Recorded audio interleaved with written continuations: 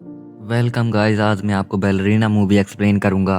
अगर आप मेरे चैनल पर नए हैं तो प्लीज़ मेरे चैनल को सब्सक्राइब कर लें, क्योंकि अभी तक मेरे 1000 सब्सक्राइबर्स पूरे नहीं हुए हैं। तो मूवी स्टार्ट होती है एक स्टोर से, जहां पर कुछ चोर चोरी करने के लिए आए हुए हैं। वो लोग वहां के कैशियर से सारा माल ले लेते हैं। तभी वहां पर एक लड़की ओगजू होता है, वो वहां पर आती है। ये हमारी मूवी की मेन लीड हीरोइन है और वो एक बॉडीगार्ड का काम करती है। अब यहाँ पर वो अपने सामान के पैसे देने लगती है। उसके हाथ में इतने सारे पैसे देखकर वो लोग उससे भी उसके पैसे लेने की कोशिश करते हैं, पर वो एक प्रोफेशनल फाइटर है और वो उन लोगों को बहुत बुरी तरह मारती है। उसके बाद वो अपने घर आ जाती है, जहाँ पर उसकी फ्रेंड इन्हीं का कॉल आता है। यहाँ पर उसकी फ्रेंड उसे कहती है कि बहुत दिन हो गए हैं मिले हुए। तब ओगजू कहती है कि हाँ, मैं थोड़ा बिजी थी इसलिए नहीं मिल पाई। फोन पर कहती है कि अगर तुम फ्री हो तो क्या तुम मुझसे मिलने आ सकती हो। तो वो मिन्ही से मिलने के लिए उसके घर पर चली जाती है। वो जाते टाइम रेस्टोर से रास्ते में बियर की बोतलें भी लेकर जाती है। वो उसके घर में जाती है, जहाँ पर उसे दरवाजा खुला हुआ मिलता है। वो अंदर जाती है तो देखती है कि सब कुछ खुला पड़ा हुआ है और उसे वहाँ पर एक बॉक्स मिलता है जिसमें जूते और एक लेटर रखा हुआ मिलता है उसे। फिर वो मिन्ही के फोन में कॉल लगाती है, जहाँ पर उसका फोन बाथरूम में बज रहा होता है। वहाँ पर उसे बाथरूम में उसकी लाश भी मिलती है।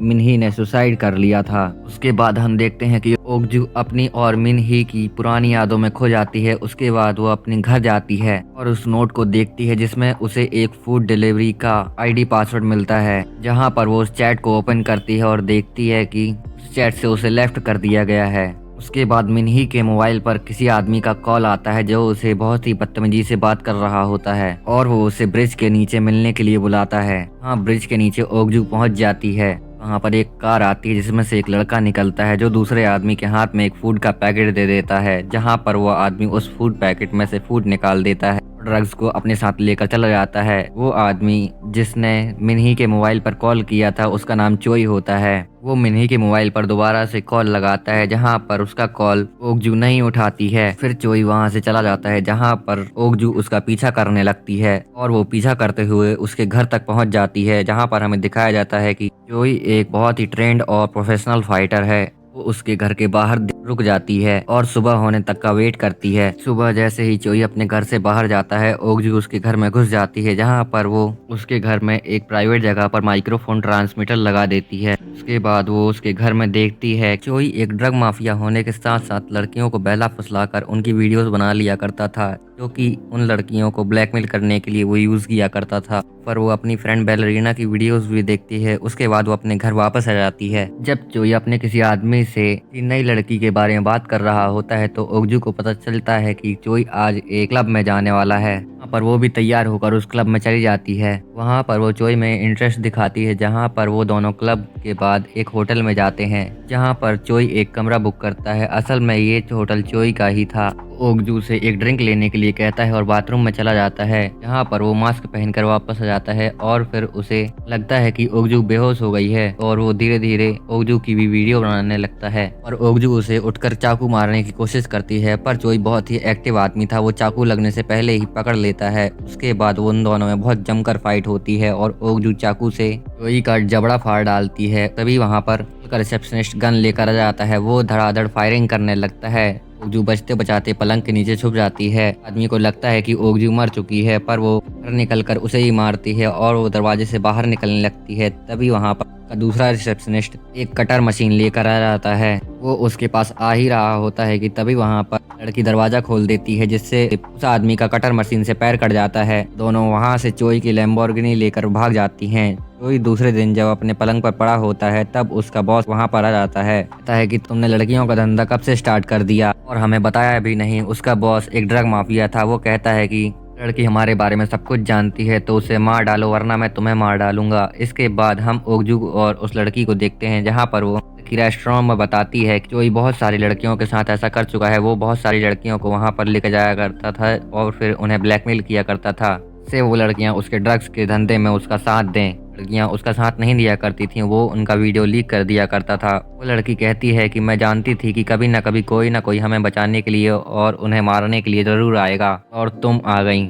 ओगजू कहती है कि मैं उसे मार डालूंगी कि उसकी वजह से मेरी दोस्त ने आत्महत्या कर ली थी और अब मैं उसका बदला लूंगी। अगले दिन ओकजो अपनी टीचर के पास जाती है और कहती है कि मुझे एक गन चाहिए है। जहाँ पर उसकी टीचर पूछती है कि तुम्हें वो गन क्यों चाहिए है। तब ओकजो बताती है कि मुझे अपनी दोस्त की मौत का बदला लेना है, इसलिए तो टीचर उसे गन के डीलर का पता दे देती है। वो दोनों दूसरे दिन एक बुढ़े बुढ़ी से मिलने के लिए जाते हैं जो कि गन बेचा करते थे। उनके हथियार ओकजो को ज्यादा अच्छे नहीं लगते क्योंकि वो पुराने और जंग लगे हुए थे, पर ओकजो के पास और कोई चारा नहीं था, इसलिए वो उन गन्स को ले लेती है। बूढ़ी औरत उसे मधुमक्खियों को मारने वाला एक आग बबूला दिखाती है जो ओकजो को पसंद आता है और वो उसे भी रख लेती है। यहाँ पर चोई अपने दोस्त के पास जाता है और उसे अपने साथ ओकजो को मारने के लिए कहता है। मैं वो उसे $100 मिलियन देने की बात कहता है और अपने दोस्त को लेकर वो ओकजो के पीछे चला जाता है। ओकजो एक अपनी गन्स और बंदूकें साफ कर रही होती है। वहाँ पर वो लड़की उससे कहती है कि हमें उन्हें अभी मार देना चाहिए क्योंकि वो लोग भी हमें ढूंढ रहे होंगे। तब ओकजो कहती है कि ज्यादा होशियारी मत मार, मुझे मालूम है कब क्या करना है। के बाद वो स्टोर में जाती है जहाँ से वो एक केक लेकर आती है। उस लड़की को आवाज लगाती है पर उसकी जगह चोई होता है, उस पर हमला कर देता है। वो किसी तरह अपनी जान बचाकर वहाँ से भागती है। इसके बाद अब चोई अपने बॉस के पास जाता है और कहता है कि ने उस लड़की को मार दिया है।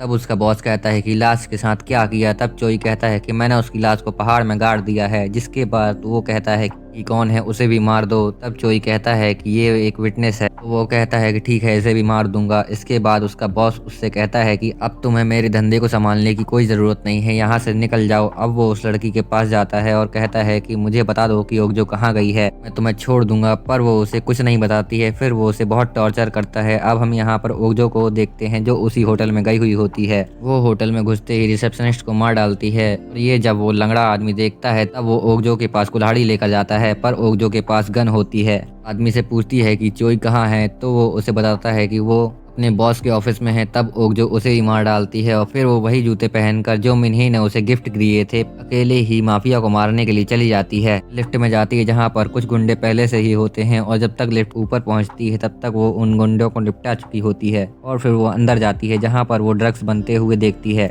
वो उन सबके बीच में जाकर कहती है कि देखो, मैं सिर्फ एक ही बार पूछूंगी, मुझे एक लड़की की तलाश है, क्या किसी को पता है कि वो कहाँ है। तब माफिया बॉस वहाँ पर आ जाता है और वो कहता है कि आओ बहन बैठो, बैठकर बातचीत करते हैं। तुम वही हो ना जिसने चोई को मारा था। वो उससे बैठकर बातें करने के लिए कहता है लेकिन वो गुस्से में थी और उसने एक ही शॉट में उसका दिमाग खोल दिया। उसके बाद उसकी गन की गोली खत्म हो जाती है और सब लोग उसको मारने के पीछे पड़ जाते हैं। पर उसके पास एक और गन थी पर वो आधे से ज्यादा लोगों को गन से मार डालती है, पर कुछ को वो उन्हीं के हथियार से मारती है। वो उन लोगों को बहुत बुरी तरह से मारती है। के बाद वो बाहर निकलती है तो देखती है कि एक ऑटो में चोई का दोस्त उस लड़की को लेके आया था। वो उस आदमी को मारने ही वाली थी कि जहाँ पर चोई पीछे से आकर उसके हाथ में गोली चला देता है। उससे बचने के लिए वो गाड़ी के पीछे जाकर छुप जाती है। वहाँ पर चोई का दोस्त कहता है कि थैंक्स दोस्त, इसके आगे मैं संभाल लूंगा, आखिर 100 मिलियन का सवाल है। पर चोई अपने ही दोस्त को पीछे से ही गोली मार देता है। वो ओकजू को गोली मारने ही वाला होता है कि वो लड़की उठकर गोली चलाने लगती है। उस पर उस लड़की का एक भी निशाना ठीक नहीं लगता है। के बीच ओकजू एक छोटी सी गन से चोई पर गोली चला देती है। के बाद वो वहीं पर बेहोश हो जाता है और वो लोग उसे उठाकर समंदर किनारे ले जाती हैं। वो लोग उसे बाहर निकालकर फेंक देती हैं।